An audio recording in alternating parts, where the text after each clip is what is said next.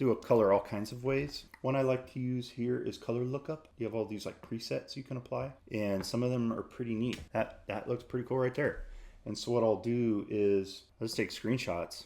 This allows me to come in here and quickly explore color variants.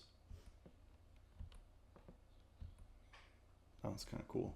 Send them to myself on Discord, have them for later. It's easy to grab them, put them on Instagram. When I really want to do color, I will select, have my tolerance up to like 40, have anti-alias checked, grab all my midtones, create a new layer, fill all that. Then I'll select all my shadows, create a new layer, and fill all that. And let's make him a little more of a blue-green because he's aquatic. Sick. And then we'll go behind with white. And then I'll take a background color, colorize it, find a good color. I like these warm, kind of swampy colors for this stuff. Feels right. Okay.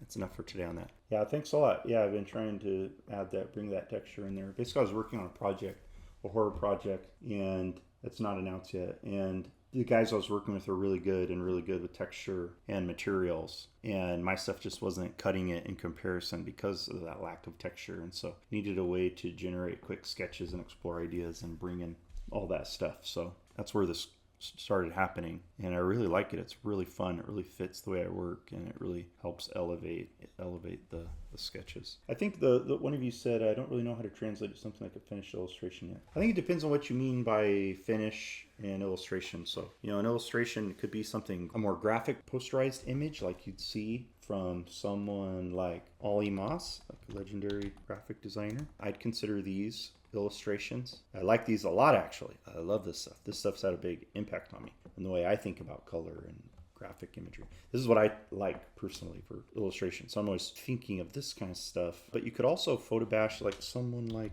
I think Bastien Lecouf is his name? This guy. Bastien Lecouf. I don't know how to say his name properly, but this guy, I'm pretty sure he uses photos sometimes. He like shoots from models and stuff. I think something like that. And these are gorgeous. They're really highly rendered. They're, you know, evocative, like emotional. These are really, really crazy pretty. And I am almost certain he uses photos in some part of his process as some step in it all, and then, you know, was painting over the top. So what you could do is, this is the way I think about it, is you could treat what I'm doing here, if you wanted to go to like full high res, high fidelity type of stuff, photorealistic, I would use this as almost like a guide. Think of this as your concept phase and underdrawing, and you leave it simple and two-tone. And then you could go back and think about it. If you've created this, then you have all of the photos necessary to do something in full color. So you could use this as a guide and then go back and photo bash in full color, full high res over the top. And I have done that, but it's not like, this is what I like. This is like up my alley. This is what I think is fun in terms of the finished product. This is what I think is cool. But for those of you who are really interested in high fidelity and working in like AAA realistic stuff, getting a really pretty render, that's awesome. And I think you'd want to use this as your concept phase. These are your early sketches that you could share with your team, where you could generate a bunch of variants really fast. You don't get caught up in trying to balance your colors and your values because you're really only working with a couple values. And then you go, once you know which design you're going to do, you go photo bash in full color on top of it because you already have all those photo assets. Let's see, got some other questions here. This is Tupek. Working on my personal projects, I notice when I do story lore parts, I begin to lose it. Think about art directions and teams. How to find vision, or it's simpler to do someone's vision. I'm not sure what you mean by that 100%. Let me read that again. Yeah, for sure, Sinful Saint. No, my pleasure. Thank you for just participating. Back to topic. I think what you're saying is like when you try to work on your own project, you kind of get lost in the sauce or lost in the weeds. You lose focus. So you're trying to decide if you should be working on other people's stuff or your own stuff. I think it's likely you're going to have to do both. We all need to be doing both. We need a job. We need jobs. Yeah, you got to pay your bills, and you want to grow, and you want to grow your network and pick up new skills. And then you also need to keep your inner child alive, like keep your creative spirit nourished. And that's where your personal projects come in. And I have found that I grow in different ways in both parts of my life, both parts of my career. Like I mentioned, working on a horror game with some really like top tier amazing artists, way better than me. It forces you to pick up some new skills, learn some things from watching what they do, and kind of have to like take some risks, and you just got to learn, like sink or swim. And sometimes professional projects like paid gigs, they get you to work on things, subject matter that you might not typically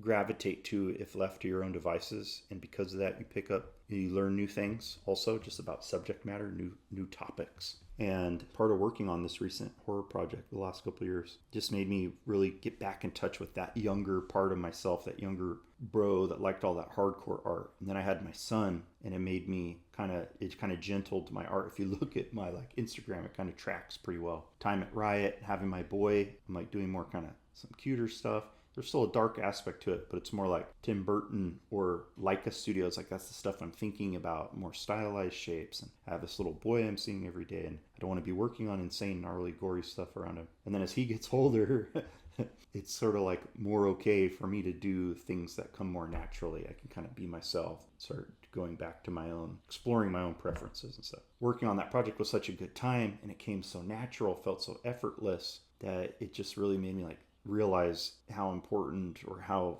much I like doing the horror stuff, and I should be doing that. I should be doing that for work all the time because it's fun and effortless, and I feel like I can just do it again and again and again. I have a great time doing it. It makes me happy, which is ironic because it's so gnarly. It's such gnarly subject matter. So yeah, you need both. You need personal projects. They help keep you alive and creatively vital. They help you deal with the realities of collaboration when you're working on a team. There's times where you want to do something and nobody likes your idea, or you may feel really strongly about something, and your art director or your senior artist or the team leadership feels entirely different, and your opinion doesn't really matter that much. That's just the reality of it, and it's not a big deal. It's normal. That's just normal reality of working on teams. So when you have your personal project, that's your place where you can do it exactly the way you want to do it. It can have exactly the amount of fidelity or the lack of fidelity. You could do super detailed or not detailed. It can be impressionistic or photorealistic. You could sculpt it in traditional clay, and like you could do whatever the fuck you want. That's the point. That's the benefit of having personal projects. You're genuinely free in the way you were most of your childhood to explore and create.